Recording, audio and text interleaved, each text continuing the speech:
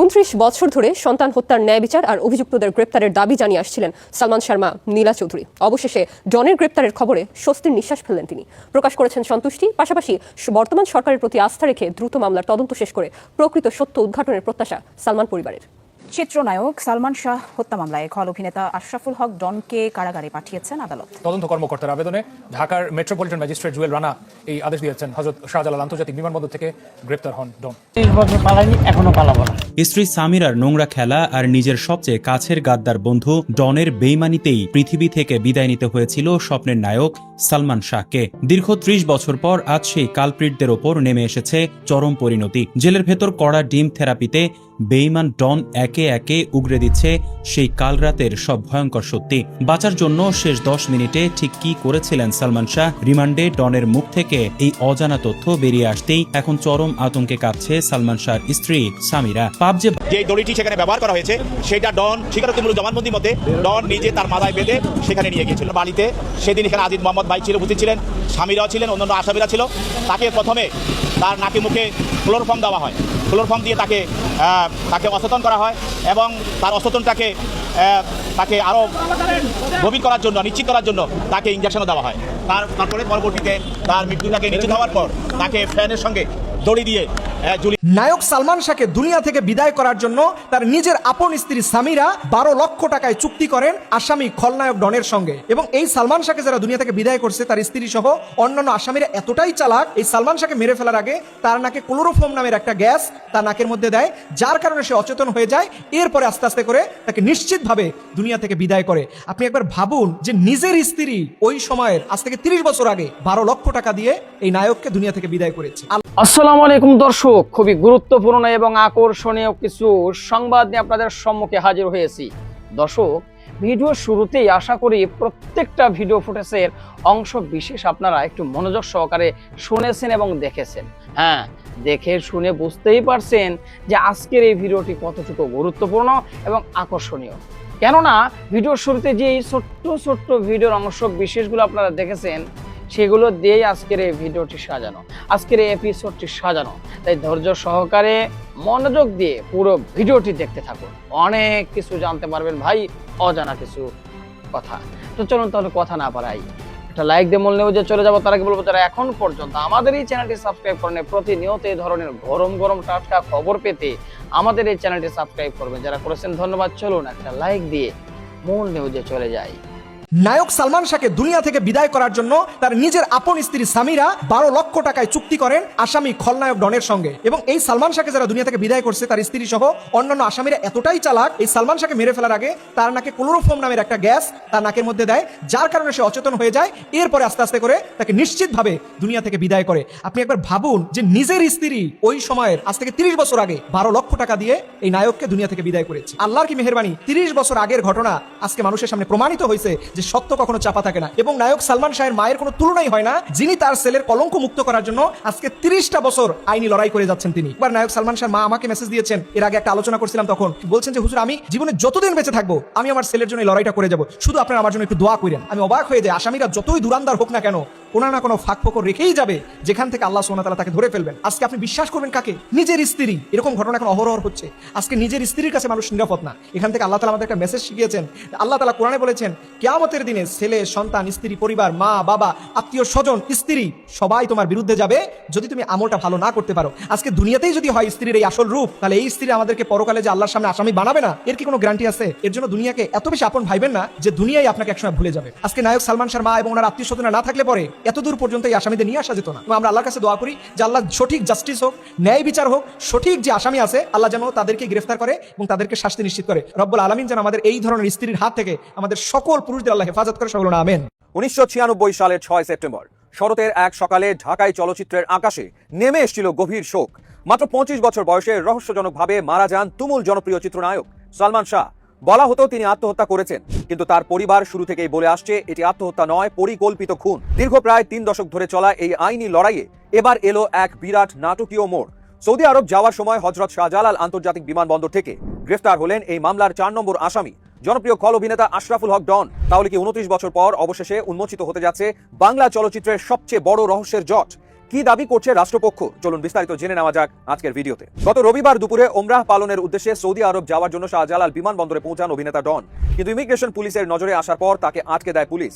পরে তাকে হস্তান্তর করা হয় মামলার তদন্ত সংস্থা সিআইডির কাছে। এরপর তাকে আদালতে হাজির করা হলে রাষ্ট্রপক্ষের আইনজীবী ঢাকা মহানগর পাবলিক প্রসিকিউটর ওমর ফারুক ফারুকি আদালতে তুলে ধরেন চাঞ্চল্যকর সব তথ্য।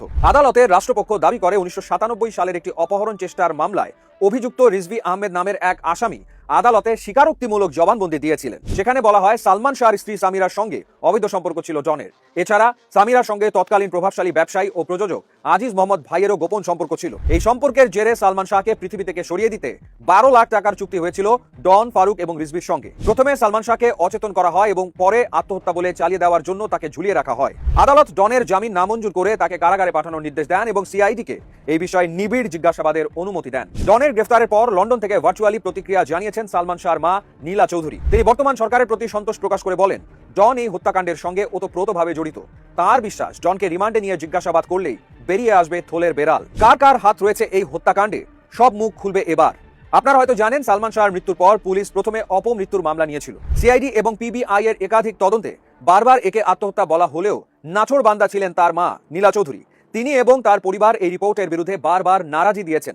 অবশেষে গত বছরের অক্টোবর মাসে আদালতের নির্দেশে রমনা থানায় একটি আনুষ্ঠানিক হত্যা মামলা দায়ের করা হয়। এই মামলায় সালমান শাহর সাবেক স্ত্রী সামিরা হক, অভিনেতা ডন, সামিরার মা লতিফা হক লুসি, ব্যবসায়ী আজিজ মোহাম্মদ ভাই সহ মোট 11 জনকে আসামি করা হয়। আগামী 30 অগস্ট এই মামলার তদন্ত প্রতিবেদন জমা দেওয়ার নির্ধারিত তারিখ রয়েছে। ডনের গ্রেফতার এবং আদালতের এই নতুন মোড় সালমান শাহর ভক্তদের মনে দীর্ঘদিনের জমে থাকা ক্ষোভ ও কৌতূহলকে আবারও উস্কে দিয়েছে। ভক্তদের একটাই দাবি, দীর্ঘ 3 দশক পর যেন এই হত্যাকাণ্ডের সঠিক বিচার হয় এবং সত্য বেরিয়ে আসে। এই মামলার তদন্ত কেবল ডনের গ্রেফতারের মধ্যেই সীমাবদ্ধ নেই। ঘটনার প্রকৃত সত্য উদ্ঘাটনের জন্য চলতি বছর মামলার তদন্ত কর্মকর্তা সিআইডির পক্ষ থেকে সালমান শাহর মরদেহ কবর থেকে উত্তোলনের অনুমতি চেয়ে আদালতে আবেদন করা হয়। পরবর্তীতে আদালত নির্বাহী ম্যাজিস্ট্রেটের উপস্থিতিতে দেহাবশেষ উত্তোলন, সুরত হাল ও পুনরায় ময়না তদন্তের অনুমতি প্রদান করেন। দীর্ঘ প্রায় 3 দশক পর নেওয়া এই পদক্ষেপটি মামলাটিকে এক সম্পূর্ণ ভিন্ন এবং কৌতূহলোদ্দীপক মোড়ে দাঁড় করিয়েছে। আগামী 30 অগস্ট এই চাঞ্চল্যকর হত্যা মামলার তদন্ত প্রতিবেদন জমা দেওয়ার পরবর্তী দিন ধার্য করা হয়েছে। এখন দেখার বিষয় সিআইডির এই চূড়ান্ত প্রতিবেদনে আর কি নতুন তথ্য বেরিয়ে আসে। 90-এর দশকে সেই ক্ষণজন্মা নায়কের প্রস্থান আজও মেনে নিতে পারেনি তার কোটি ভক্ত। বারবার ফাইল বন্ধ হয়ে যাওয়ার উপক্রম হলেও তার পরিবারের নাছোড়বান্দা আইনি লড়াই এবং মায়ের অদম্য সংগ্রাম প্রমাণ করে যে সত্য চাপা দিয়ে রাখা যায় না। ডনের গ্রেফতার এবং আদালতের একের পর এক কঠোর পদক্ষেপে সালমান শাহর ভক্তরা নতুন করে আশার আলো দেখতে শুরু করেছেন। এখন সময়ের অপেক্ষা 90-এর দশকের সবচেয়ে আলোচিত এই মৃত্যুর নেপথ্যের কুশীলবরা আইন ও ন্যায় বিচারের মুখোমুখি হয়ে চূড়ান্ত শাস্তির আওতায় আসেন কিনা। আপনার কি মনে হয়, ডনের গ্রেফতারের মধ্য দিয়ে কি সত্যিই সালমান শাহ হত্যার আসল রহস্য উন্মোচিত হবে? আমি 29 বছর পালাইনি, এখনো পালাবো না। স্ত্রী সামিরার নোংরা খেলা আর নিজের সবচেয়ে কাছের গাদ্দার বন্ধু ডনের বেইমানিতেই পৃথিবী থেকে বিদায় নিতে হয়েছিল স্বপ্নের নায়ক সালমান শাহকে। দীর্ঘ 30 বছর পর আজ সেই কালপ্রিটদের ওপর নেমে এসেছে চরম পরিণতি। জেলের ভেতর কড়া ডিম থেরাপিতে বেইমান ডন একে একে উগরে দিচ্ছে সেই কালরাতের সব ভয়ঙ্কর সত্যি। বাঁচার জন্য শেষ 10 মিনিটে ঠিক কি করেছিলেন সালমান শাহ, রিমান্ডে ডনের মুখ থেকে এই অজানা তথ্য বেরিয়ে আসতেই এখন চরম আতঙ্কে কাঁপছে সালমান শাহর স্ত্রী সামিরা। পাপ যে বাপকেও ছাড়ে না, এবার তা হাড়ে হাড়ে টের পাবে এই কালপ্রিট। দুনিয়াতেই এমন ভয়াবহ পরিণতি অপেক্ষা করছে সামিরার জন্য, যা দেখলে শিউরে উঠবে সবাই। আল্লাহর গজব থেকে এবার কোনোভাবেই রেহাই পাবে না সে। আশরাফুল হক ডন এক সময়কার রূপালী পর্দার নাম করা ভিলেন। বাস্তবের জীবনেও সে যে এত বড় এক পিচাস তা কে জানতো। দীর্ঘদিন সবার চোখের আড়ালে লুকিয়ে থাকার পর এই চতুর খেলোয়াড় ফোন দিয়ে এটেছিল দেশ ছেড়ে পালানোর। ওমরা পালনের নাম ভাঙিয়ে পবিত্র ভূমির কথা বলে সৌদি আরবে যাওয়ার বিরাট এক ফাঁদ তৈরি করেছিল সে। ভেবেছিল এমন ভেলকিবাজি করে পার পেয়ে যাবে, কিন্তু পাপের ভারে যখন পাল্লা ভারী হয়ে যায় তখন ঠিকই ধরা পড়তে হয়। ঢাকা এয়ারপোর্টে দেশ ছাড়ার জন্য যখন সে ইমিগ্রেশনের সামনে দাঁড়ায়, ঠিক তখনই ঘটে যায় বড় এক নাটক। তার পাসপোর্টের তথ্যে বিপদের সংকেত বেজে ওঠে। মুহূর্তের মধ্যেই চারিদিক থেকে তাকে ঘিরে ফেলে দায়িত্বরত স্পেশাল অফিসাররা। খবর পেয়ে দ্রুত সেখানে ছুটে যায় সিআইডির একটি বিশেষ টিম। চোখের পলকে পুরো এলাকার পরিবেশ থমথমে হয়ে যায় এবং পাকড়াও করা হয় এই কালসাপকে। তবে আসল চমক হলো ডনের এই পালানোর গোপন খবরটি কোনো সাধারণ মানুষের কাছ থেকে আসেনি, আর অতি কাছের কোনো এক আপনজনই পুলিশকে এই খবর দিয়ে দেয়। বাতাসে এমন কথাও ভাসছে যে এই ঘটনার পেছনে অভিনেতা ডিপজলেরও কোনো না কোনো ভূমিকা থাকতে পারে। তবে সবচেয়ে বড় ঘটনা ঘটছে এখন জেলের ভেতর। সেখানে রিমান্ডে কড়া ডিম থেরাপি পড়তেই ডনের চোখের জল আর নাকের জল এক হয়ে যাচ্ছে বলে শোনা গেছে। এমনকি নিজের চামড়া বাঁচাতে এখন হুড়হুড় করে সামিরার সব গোপন চাল ফাঁস করে দিচ্ছে এই শয়তানের দোসর। ডনের এই কবুলনামা থেকে যে গা শিউরে ওঠা সত্যি সামনে এসেছে তা জানতে হলে আমাদের ফিরে যেতে হবে 96 সালের 6 সেপ্টেম্বরের সেই কাল রাতে। সে সময় বাংলাদেশের সিনেমা জগতের সবচেয়ে বড় সুপারস্টার ছিলেন সালমান শাহ। কোটি তরুণীদের স্বপ্নের রাজপুত্র তিনি। কিন্তু ঢাকার ইস্কাটনের ফ্ল্যাটে যখনই জনপ্রিয় তারকার নিথর দেহ পাওয়া যায়, তখন শোকে স্তব্ধ হয়ে যায় পুরো দেশ। প্রশাসন প্রথম থেকেই এই ঘটনাকে নিজের ইচ্ছায় পৃথিবী ছাড়ার একটি সাধারণ ঘটনা বলে চালিয়ে দেওয়ার জন্য উঠে পড়ে লাগে। কিন্তু দেশের কোটি কোটি ভক্তের মনে তখন একটাই প্রশ্ন ছিল, এটি কি সত্যি স্বেচ্ছায় বিদায়, নাকি ভালোবাসার মুখোশ পরে বোনা হয়েছিল এক নির্মম নীল নকশা? তবে হঠাৎ করেই 20 বছরেরও বেশি সময় ধরে ধামাচাপা থাকা এই ঘটনার মোড় ঘুরিয়ে দেয় আমেরিকা প্রবাসী রুবি সুলতানার একটি ভাইরাল ভিডিও বার্তা। সেই ভিডিওর পরই একে একে থলের বিড়াল বেরিয়ে আসতে শুরু করে। রূপালী পর্দার গল্পকেও হার মানানো এক জঘন্য চক্রান্তের কথা জানতে পারে সবাই। তবে এর আগেও অর্থাৎ সবচেয়ে বড় বোমা ফাটে 97 সালের জুলাই মাসে। সে সময় মামলার অন্যতম আসামি রিজভী পুলিশের খাঁচায় বন্দী হয়। আদালতে 164 ধারায় দেয়া তার স্বীকারোক্তিমূলক জবানবন্দি পুরো দেশকে কাঁপিয়ে দেয়। রিজভীর সেই কথা অনুযায়ী স্বপ্নের নায়ককে চিরতরে সরিয়ে দেওয়ার জন্য চুক্তি হয়েছিল মাত্র 12 লাখ টাকার। আর এই জঘন্য চুক্তির মাস্টারমাইন্ড ছিল খোদ সালমানের স্ত্রী সামিরার নিজের মা লতিফা হক। চুক্তির শর্ত ছিল একেবারে পরিষ্কার, কাজের আগে অগ্রিম হিসেবে দেয়া হবে 6 লাখ টাকা, আর সালমান শাহের নিথর দেহ সিলিং ফ্যানে ঝোলানোর পর দেয়া হবে বাকি 6 লাখ টাকা। রিজভীর বয়ান থেকে আরও জানা যায়, সামিরার মা লতিফা হকের সঙ্গে সে সময় গোপন বৈঠকে উপস্থিত ছিল 4 নম্বর আসামি ডন ডেভিড, ফারুক জাবেদ সহ একদল ভাড়াটে অপরাধী। টাকার লোভে অন্ধ হয়ে এই মির্জাফরের দল শয়তানের চুক্তিতে হাত মিলিয়েছিল। রুবি সুলতানার ভিডিওতেও এই একই কথার মিল পাওয়া যায়। তার মতে এই নরপিচাসের দল সালমানের ফ্ল্যাটে ঢোকার আগে নাকি ওই রুবির ফ্ল্যাটেই বসে সব গোপন ছক কষেছিল। আর সেই ভয়ঙ্কর ছক কষার পরই নেমে আসে সেই কালরাত। তবে সবার মনে যুগ যুগ ধরে একটা প্রশ্ন ঘুরপাক খাচ্ছে, শেষ মুহূর্তে বাঁচার জন্য কি করেছিলেন সালমান শাহ? এত শক্তিশালী একজন মানুষ কেন নিজেকে বাঁচানোর কোনো চেষ্টা করতে পারলেন না? তবে চরম সত্যটা শুনলে আজ যে কারো বুকের ভেতরটা কেঁপে উঠবে। আসল ঘটনা হলো, বাঁচার জন্য তাকে কোনো সুযোগই দেওয়া হয়নি। ইস্কাটনের ফ্ল্যাটে সেদিন একদম শান্ত ও অচেতন অবস্থায় ঘুমাচ্ছিলেন সালমান। এই তারকা ঘুণাক্ষরেও টের পাননি তার সবচেয়ে কাছের মানুষরাই তাকে চিরতরে শেষ করে দেওয়ার ফাঁদ পেতে রেখেছে। আর কি সুযোগ বুঝে মুহূর্তেই ঘরের দরজার আড়াল থেকে হায়নার মতো লাফিয়ে পড়ে ওই পাষণ্ডের দল। ফারুক তার পকেট থেকে বের করে আনে একটি বিষাক্ত ক্লোরোফর্মের শিশি। আর সবচেয়ে শিউরে ওঠার মতো ব্যাপার হলো, স্ত্রী সামিরা নিজের হাতে রুমাল ভিজিয়ে সেই বিষাক্ত জিনিস চেপে ধরে স্বামী সালমানের নাকে। অর্থাৎ বাঁচার জন্য শেষ কয়েক মিনিটে সালমান শাহ লড়াই করার বিন্দুমাত্র সুযোগও পাননি। বিষাক্ত গ্যাসে যখন তিনি ছটফট করছিলেন, তখন ঘরের ভেতর থাকা 5 থেকে 6 জন লোক তাকে শক্ত করে চেপে ধরে। ধস্তাধস্তির এক পর্যায়ে ড্রেসিং রুমের দরজায় এসে দাঁড়ায় চলচ্চিত্র প্রযোজক ও মামলার 3 নম্বর আসামি আজিজ মোহাম্মদ ভাই। সে ঘরে ঢুকেই সালমানের দুপাশ শক্ত করে চেপে ধরে এবং শরীরে একটি ফাঁকা সিরিঞ্জ দিয়ে ইঞ্জেকশন পুশ করে। এই জঘন্য কাজে সরাসরি সাহায্য করেছিল সামিরা এবং তার মা লতিফা হক। সালমানের শরীর যখন একদম নিস্তেজ হয়ে পড়ে, তখন ড্রেসিং রুমের ভেতর থেকে একটি মই টেনে আনা হয়। ডন এবং তার সহযোগীরা আগে থেকেই সাথে করে নিয়ে এসেছিল প্লাস্টিকের শক্ত দড়ি। সেই দড়ি দিয়ে এই ফ্যানের সাথে ঝুলিয়ে দেওয়া হয় বাংলাদেশের সবচেয়ে জনপ্রিয় তারকাকে। এত বড় জলের মতো পরিষ্কার জবানবন্দি এবং এতগুলো কালপ্রিটের নাম প্রকাশ্যে আসার পরও তদন্ত সংস্থাগুলোর ভূমিকা ছিল রীতিমতো হাস্যকর। এই ঘটনার 1 বছর পর সিআইডি রিপোর্ট দেয় যে সালমান শাহ স্বেচ্ছায় পৃথিবী থেকে বিদায় নিয়েছেন। এরপর দীর্ঘ 12 বছর পর যখন জুডিশিয়াল রিপোর্ট সামনে আসে, সেখানেও একই গদবাধা মিথ্যা নাটক সাজানো হয়। সবচেয়ে অবাক করার বিষয় হলো, জবানবন্দিতে যাদের নাম সরাসরি উঠে এসেছিল, সেই আজিজ মোহাম্মদ ভাই, সামিরা, লতিফা হক কিংবা ডনকে কোনোদিন রিমান্ডে নিয়ে মুখোমুখি জিজ্ঞাসাবাদ করার প্রয়োজনই মনে করেনি তারা। তবে সালমানের মা নীলা চৌধুরী ও পুরো পরিবার বারবার আদালতের এই রিপোর্টের উপর নারাজি আবেদন দেন। 2015 সালে র্যাবকে যখন নতুন করে তদন্তের দায়িত্ব দেওয়া হয়, তখন আইনি ঝামেলার কথা বলে আবারও সেই তদন্ত থামিয়ে দেওয়া হয়। এরপর 16 সালে মামলাটি নিম্ন আদালতে ফেরত গেলে নতুন দায়িত্ব পায় পিবিআই। 20 সালে পিবিআই যখন তদন্ত প্রতিবেদন জমা দেয়, সেখানে চরম চালাকি করে জনপ্রিয় নায়িকা শাবনূরকে বলির পাঠা বানানো হয়। দাবি করা হয় শাবনূরের সাথে অতি অন্তরঙ্গতা এবং স্ত্রীর সাথে পারিবারিক কলহের জেরে সালমান এই পথ বেছে নিয়েছেন। কিন্তু সালমানের পরিবারের সোজা দাবি, স্ত্রী সামিরা হকের সাথে চিত্রজগৎ ও বাইরের বেশ কয়েকজন প্রভাবশালী ব্যক্তির নোংরা ও অনৈতিক সম্পর্ক তৈরি হয়েছিল। আর এই পরকীয়ার গোপন সত্যি জেনে ফেলাতেই সালমানকে দুনিয়া থেকে চিরতরে সরিয়ে দেওয়া হয়েছে। নিজেদের পিঠ বাঁচাতে এবং মূল ঘটনা থেকে সবার নজর ঘোরাতেই শাবনূরকে ফাঁদে ফেলার চেষ্টা করেছিল সামিরা ও ডনরা।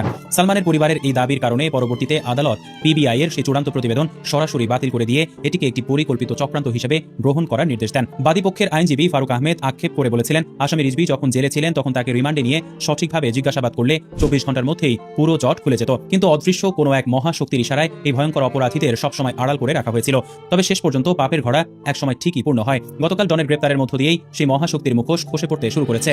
জেলের ভেতর কড়া জিম থেরাপিতে এই পাষণ্ড এখন সামিরার সব নোংরা চাল ফাঁস করে দিচ্ছে। এত বছর ধরে ধরাছোঁয়ার বাইরে থাকা সামিরার জন্য এখন উল্টো দিন গোনা শুরু হয়ে গেছে। তার বাঁচার সব আশা এখন শেষ। পালানোর আর কোনো পথ খোলা নেই তার সামনে। এতদিনের জমানো অতীত কর্মের কড়া মাসুল তাকে দুনিয়াতেই দিতে হবে। সৃষ্টিকর্তার বিচার যে কতটা ভয়াবহ হতে পারে তা এবার হাড়ে হাড়ে টের পাবে এই ভয়ঙ্কর চক্রের প্রতিটি সদস্য। কারণ প্রকৃতির বিচার বড় কঠিন জিনিস। আজ ডন ধরা পড়েছে, আর কাল হয়তো সামিরার হাতেও হাত করা পড়বে। এই চরম পরিণতি দেখার অপেক্ষায় আছে দেশের প্রতিটি মানুষ। কাল রাতের সেই নীল নকশার আসল সত্য এবার সবার সামনে দিনের আলোর মতো ফুটে উঠবে। দর্শক, আশা করি পুরো ভিডিওটি দেখেছেন। এবার অবশ্যই আপনাদের মূল্যবান মতামত জানাবেন, পারলে ভিডিওটি শেয়ার করে সবাই দেখার সুযোগ করে দিবেন। আর আমাদের এই চ্যানেলে নতুন হলে সাবস্ক্রাইব করবেন। যারা করেছেন ধন্যবাদ জানাই। আজকের মতো এখানে বিদায় নিচ্ছি। দেখা হচ্ছে নতুন কোনো ভিডিওতে। সে পর্যন্ত সবাই ভালো থাকবেন। আল্লাহ হাফেজ।